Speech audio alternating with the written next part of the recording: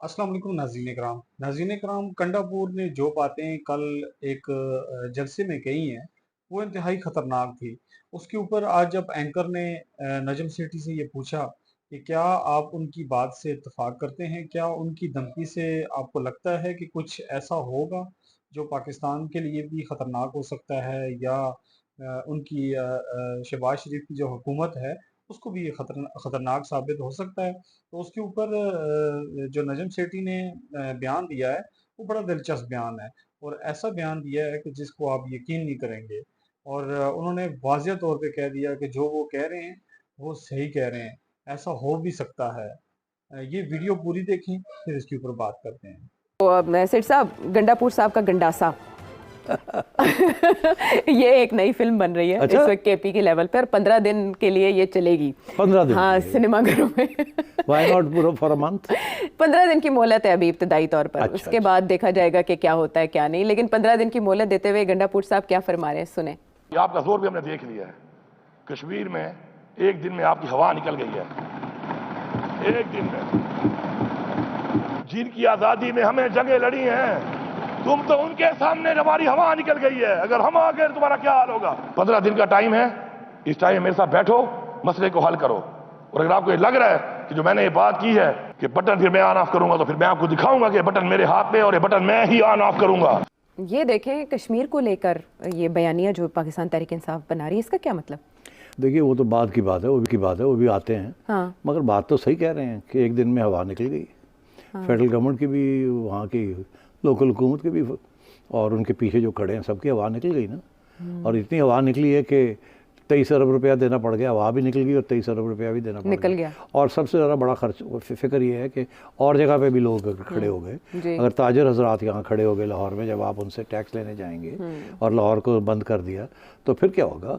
और अब तो आपने एक जैसे कहते हैं ना, एक कॉपी कैट स्ट्राइक्स की इजाज़त दे दी है कि जब भी कोई स्ट्राइक करेगा 2-3 दिन और लड़ाई झगड़े होंगे तो आप फ़ौरन पैसे दे के अपनी जान छुड़ाएंगे। तो ये तो बहुत बुरा फैसला था और बहुत पहला फैसला कि रेंजर्स को भेजना और लड़ाई करना instead of negotiations and talks, that was a bad decision. और उसके बाद फिर ये बंदे जो मारते वो भी बैड डिसीजन, और फिर ये 23 बिलियन देना ये भी bad decision. All 3 bad decisions. और इसमें government was involve and so was the establishment. ये जो साहब हैं ये सही कह रहे हैं। वो कह रहे हैं अगर वहाँ आपकी हवा निकल गई तो यहाँ हम अगर हमारे साथ टक्कर ली तो क्या करेंगे? देखिए, ही इज़ राइट, वो सही बात कह रहे हैं।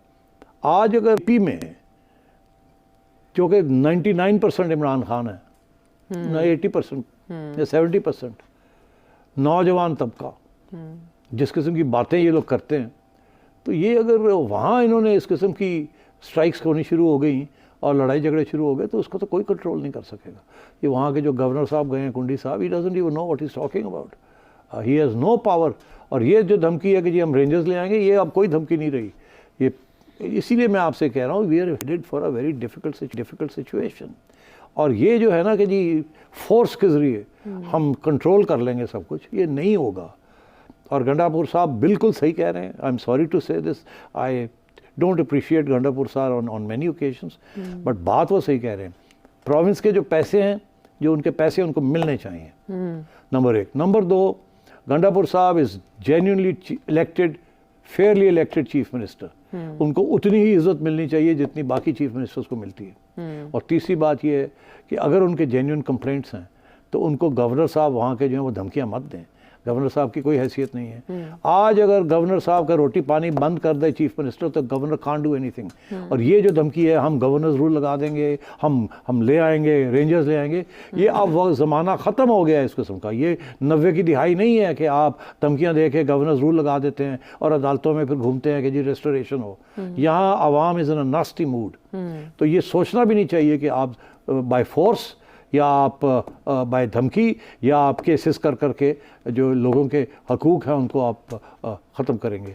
तो गंडापुर साहब पैसे मांग रहे हैं जो कि उस प्रोविंस का हक है, उनको वो पैसे मिलने चाहिए। एक वक्त पे शहबाज शरीफ साहब वादा भी कर लेते हैं, कह देते हैं भाई के हिसाब किताब करके इनके वाजिबात दें।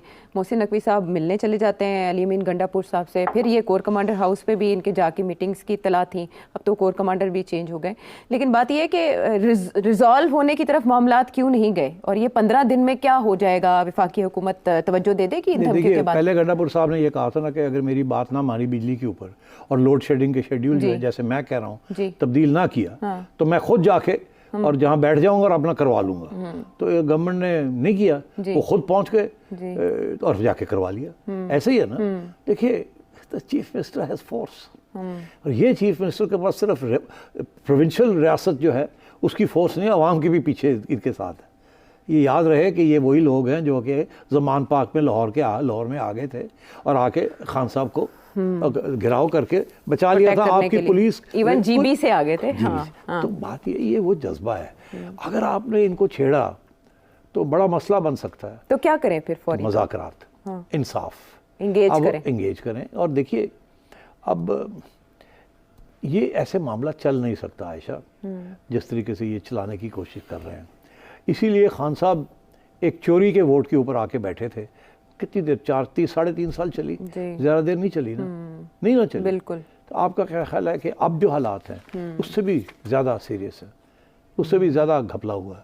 तो इसलिए मैं समझता हूँ कि जितनी जल्दी एक नेशनल कंसेंसस क्रिएट किया जाए टू रिजॉल्व दीज इश्यूज़, मैं ये समझता हूँ ये जो इनिशिएटिव है ये शहबाज शरीफ साहब से नहीं आ सकता। फिर ये सिर्फ दो लोग हैं इस मुल्क में जो इसको कर सकते हैं, और तीसरा बंदा है जो कि इसके ऊपर अंगूठा लगा सकता है। इनिशिएटिव लेने वाले नवाज शरीफ साहब हो सकते हैं। अच्छा। और इनिशिएटिव को आगे बढ़ाने वाले आसिम मुनीर साहब हो सकते हैं। अच्छा। और फाइनल अंगूठा लगाने वाले इमरान खान साहब हो सकते हैं। Okay. ये 3 लोग हैं जो कि मामले को तय कर सकते हैं, ठंडा कर मगर सकते हैं। ठंडा नहीं तय करना पड़ेगा, ठंडे वाली बात अब गुजर गई है। अच्छा। हाँ, अब क्या होगा क्या नहीं होगा वो फिर हम बातें करेंगे आगे जाके। अब इसमें आज़ाद कश्मीर के मामले को लेकर तो ख़त का भी कंटेंट आया सामने कि इमरान खान साहब ने कहा है वो आर्मी चीफ को कश्मीर के मामले पे ख़त लिखेंगे कि फ़ौज और अवाम को आमने सामने नहीं होना चाहिए। तो इसका मतलब है कि एक serious concern Azad Kashmir serious concern है। मैं आपको बता दूं, मेरी इंफॉर्मेशन के मुताबिक जो कुछ कश्मीर में हुआ उसके जो फैसले हुए हैं वहाँ वो इस गवर्नमेंट ने नहीं किए। आप समझ रहे हैं? जो कुछ जब कश्मीर, मैं कहना नहीं चाहता, जब चिंगारी लगी हुई थी, मैं नहीं कहता जल रहा था, वो तो फिर इंडियन एजेंट्स कहते हैं, चिंगारी लगी थी, एक स्पार्क था। मोहसिन नकवी साहब तो आयरलैंड बैठे क्रिकेट देख रहे थे। इसका क्या मतलब है? इसका ये मतलब है कि फैसले कहीं और होते हैं और कुछ लोगों को तो पता भी नहीं होता क्या फैसला हुआ। हाँ, वट उन्होंने 18 अमेंडमेंट का रीज़न दिया कि उसके बाद कश्मीर के मामला अलग हैं, जो उन्होंने एक्सप्लेनेशन दी जब उनसे कहा गया। कश्मीर के मामला अलग वक्त कोई नहीं है। अच्छा। Kashmir is not an autonomous thing, सारा सेंट्रल गवर्नमेंट और फ्रैंकली इस्टेब्लिशमेंट फैसले करती है कश्मीर के बारे में। बिकॉज सबसे ज़्यादा साबोटाज इंडिया की जो है वो उस इलाके में है, तो वो नेशनल सिक्योरिटी का इशू बन जाता है। इसलिए इस्टेब्लिशमेंट बड़ा कड़ी नज़र रखती है कि वहाँ क्या हो रहा है क्या नहीं हो रहा, किसको आना है किसको नहीं आना, ताकि हाथ से ना निकल जाए, कोई ऐसी बात ना हो कि कोई साजिश शुरू हो जाए वहाँ मुल्क के ख़िलाफ़। तो मगर ये है कि अब बलूचिस्तान में भी आपको इसी किस्म का मसला आपको नज़र आ रहा है। अब पहले आपको फाटा में भी आ रहा था ना, और अभी ख़त्म नहीं हुआ वो। अभी भी वहाँ वही नारे लगते हैं जो पहले लगते थे। मैं तो रिपीट भी नहीं कर सकता वो नारे। और अब आज़ाद कश्मीर में ये बात शुरू हो गई है, कल को गिलगित में शुरू हो जाएगी, फिर कहाँ जाएंगे आप? तो इसलिए मैं समझता हूँ कि हमारे जो हुक्मरान हैं उन्हें सोचना चाहिए कि ये इस वक्त लड़ाई झगड़े नहीं होने चाहिए, रास्ते हल निकालने चाहिए। और अगर अपनी ज़ात को और अपने प्रोफेशनल करियर को कुर्बानी देनी है तो देनी चाहिए मुल्क के लिए। ठीक है।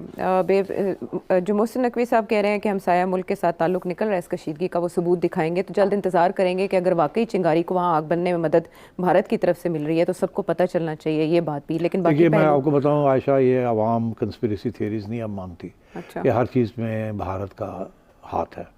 इसमें कोई शक नहीं है कि भारत की पूरी कोशिश है कि आग लगाई जाए, मुख्तलिफ इलाकों के अंदर लड़ाई झगड़े कराए जाए। इसमें स्टेटेड पॉलिसी है उनकी जी। और एविडेंस भी है कि टेररिज्म जो हो रही है उसके पीछे एक जो हाथ है वो उनका है। मगर क्या ये जो फौरी तौर पे जो हुआ है वहाँ ये इसमें कोई डायरेक्ट इंटरवेंशन है या कोई रॉ का हाथ है, मैं नहीं समझता। देखिए उनके जो 10 डिमांड्स हैं, पता नहीं कितने लोगों ने पढ़े हैं मैंने पढ़े हैं। अच्छा। उनमें से 3-4 तो बड़े फेयर डिमांड्स हैं, 1-2 ऐसे हैं जो कि वो प्रोपागेंडा के तौर पे किए जाते हैं और वो एक प्रोपागेंडा पॉइंट बनाया जाता है। जो फेयर डिमांड है वो यही है कि बैकवर्ड एरिया पॉलिसी पहले यही थी कि बैकवर्ड एरिया को सब्सिडाइज किया जाए, जी। बिजली भी सस्ती मिलती थी, आटा भी सस्ता मिलता था। अब IMF ने आके कहा है ये सब बंद करें, बैकवर्ड और नॉन बैकवर्ड आप कंसिस्टेंसी करें। ये इस गवर्नमेंट की मजबूरी है, उनको करना पड़ रहा है। अच्छा। अनफॉर्चुनेट। तो नाज़रीन इकराम, आपने ये वीडियो देखी और नजम सेठी की आपने बात सुनी। नजम सेठी ने कहा कि हुकूमत को चाहिए कि इनके साथ मुज़ाकरात किया जाए, KPK वालों के साथ, कंडापुर के साथ। अगर ये मुज़ाकरात नहीं करते और अगर वो भी बाहर निकल आए तो हुकूमत के लिए बहुत बड़ी मुश्किल खड़ी हो जाएगी।